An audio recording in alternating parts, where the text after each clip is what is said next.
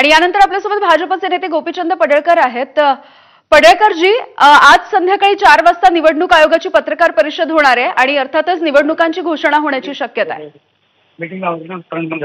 2017ला जिल्हा परिषद आणि पंचायत समितीच्या निवडणुका झाल्या होत्या आणि नगरपालिकेच्या निवडणुका काहीच्या 2018ला झालेल्या आहेत। म्हणजे आता 2-2, 3-3 वर्ष त्या कमिटीवरती सदस्य नाहीत आणि लोकांची भावना की लवकर निवडणुका व्हाव्यात। आता निवडणुका कधी घ्यायच्या की नाही घ्यायच्या हा निवडणूक आयोगाचा विषय आहे, तो काय आमचा विषय नाही। परंतु महिन्या 2 महिन्यापूर्वी हेच विरोधक म्हणायचे की निवडणुका कधी घेताय, निवडणुका घ्या, तुम्ही जाणून बुजून निवडणुका घेत नाही, असं सातत्यानं वातावरण खराब करायचं, नाचता येणं अंगण वाकडं, अशा पद्धतीची विरोधकांची भूमिका आहे।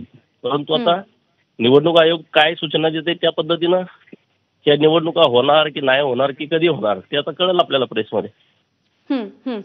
पण पडळकरजी, ज्या पद्धतीने केवळ विरोधक नाही तर सत्ताधाऱ्यांकडून देखील म्हणजे किंबहुना मुख्यमंत्र्यांनी देखील मतदार याद्यांमध्ये काही प्रमाणावरती घोळ आहेत हे मान्य केलेलं आहे, तर या संदर्भात काय म्हणणं आहे तुमचं? नाही, जिथं समजा दुबार मतदान असतील, 3 ठिकाणी मतदान असतील तर त्याच्यामध्ये दुरुस्ती होण्याची आवश्यकता आहे। कोणालाच असं वाटणार नाही ना।